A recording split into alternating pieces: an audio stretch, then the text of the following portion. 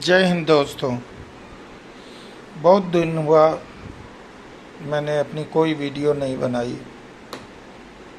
18वीं लोकसभा का चुनाव हुआ, लोकसभा चुनी भी गई,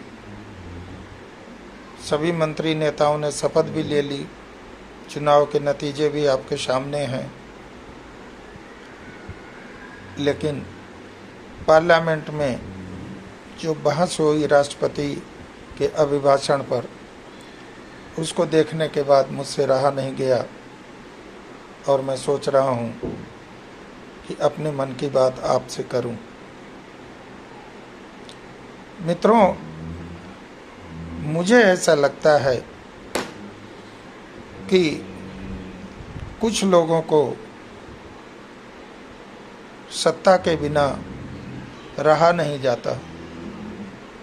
बड़े भूखे हैं, बड़े गुस्से में हैं और अब तो बड़ी ओछी हरकतों पर भी उतर गए हैं। न देश का सम्मान, न संविधान का सम्मान, न संसद का सम्मान, न बड़े बुजुर्गों का सम्मान और न ही कोई शिष्टाचार। ऐसी ओछी हरकतें शोभा नहीं देती और शायद संसद ने कभी देखी भी नहीं होगी। मुद्दे क्या हैं? कोई मुद्दा नहीं है विपक्ष के पास। केवल एक मुद्दा है, कैसे भी नरेंद्र मोदी को गालियां दो, नरेंद्र मोदी को सत्ता से हटाओ। Single point agenda. इसके बाद जो होगा सब देख लिया जाएगा। पर ध्यान रहे, ऐसा होने नहीं दिया जाएगा। देश कभी भी इसको स्वीकार नहीं करेगा। आप भी सोचो कि अगर इनके पास कोई मुद्दे होते तो ये उस पर बहस करते ना। किसी व्यक्ति पर बहस करने से क्या हासिल होगा?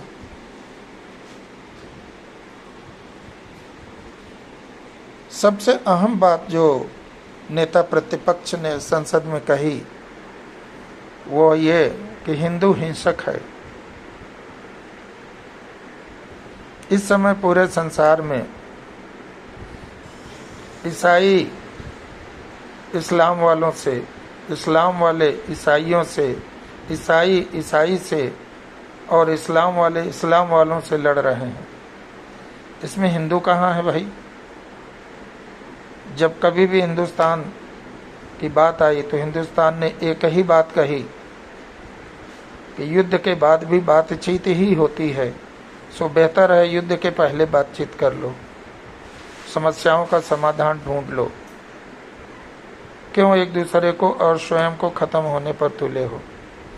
और हमारे नेता प्रतिपक्ष कहते हैं हिंदू माने हिंसा, हिंसा, हिंसा। ये उनके खुद के शब्द नहीं हैं। मेरा 100% कन्विक्शन है कि ये शब्द उनके मुंह में भारत के दुश्मन देशों द्वारा डाले गए हैं। बदले में उनको रकम खिलाई गई होगी या उनको लालच दिया गया होगा कि हम आपको भारत की सत्ता हथियाने में मदद करेंगे। पिछले 10 वर्षों से इस व्यक्ति ने जितने भी मुद्दे सरकार के खिलाफ उठाए उसमें सब में मुंह की खाई। अब इसके पास एक ही मुद्दा है, पीएम को गाली दो, संस्थाओं को गाली दो। लोगों को कैसे किसी के साथ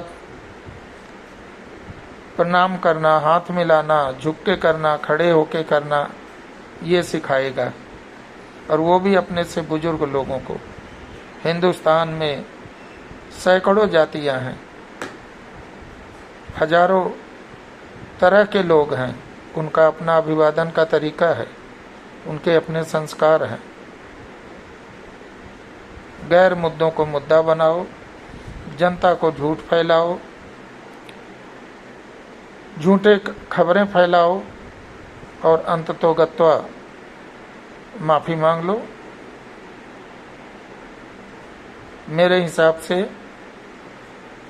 इस सरकार ने, जो वर्तमान सरकार है, उसने एक और केवल एक गलती करी है। इनके सभी के भ्रष्टाचार के मुकदमों का समापन कर देना था, फास्ट ट्रैक करके, उसका खर्चा इनसे वसूल करके, और इनको किसी हद तक इनको न्याय दिलाना था। ये छटपटा रहे हैं, इनको डर लग रहा है कहीं जो हमने लूटा है वो हमसे छिन न जाए। पर हमारे भारत सरकार में जो इकोसिस्टम चल रहा है, चाहे न्याय व्यवस्था का, चाहे एग्जीक्यूशन का, सब बदलने की जरूरत है। 90 दिन में चार्जशीट ही नहीं लगनी चाहिए, 90 दिन में विवादों का न्यायालयों से फैसला भी आना चाहिए। जुडिशरी को भी सुधारने की जरूरत है। ये सब गलत है। Justice is hurried, justice is buried, justice is deny, justice is delayed, justice is denied, ये सब अंग्रेजों की बनाई हुई सुक्तियां हैं। हमारे हिंदुस्तान में राजा लोग बैठे थे अपने दरबार में और उसी दिन फैसला हो जाता था। आज तो वर्षों 20-20 वर्षों तक मुकदमा चल रहा है, कोई उसका फैसला ही नहीं आता। मानो एक आदमी जो 100 करोड़ लूटा है वो 10 करोड़ इन्वेस्टिगेटिंग एजेंसी को दे देगा, 10 करोड़ जज साहब को दे देगा, 15 दे देगा, फिर भी उसके पास 80 करोड़ बचेगा और वो छूट जाएगा। ये जो हमारे समझ में आती है वही बात है। बाद में ये बोलेंगे कि केवल कन्विक्शन रेट 5% ही है। मैं तो बोलता हूँ कन्विक्शन रेट 95% होना चाहिए। इन्वेस्टिगेशन इतनी खतरनाक होनी चाहिए कि इनको या क्रिमिनलों को, अपराधियों को लगे कि हाँ, हमने गुनाह करके गलती करी है। एक शेर है, ये जुर्म करने वाले इतने बुरे नहीं होते, सजाएं न दे के इन्हें अदालतें बिगाड़ देती हैं। बात सही है। अब तो हालत इतनी खराब हो चुकी है कि आतंकवादी तक चुनाव जीत रहे हैं। जनता ने सोच लिया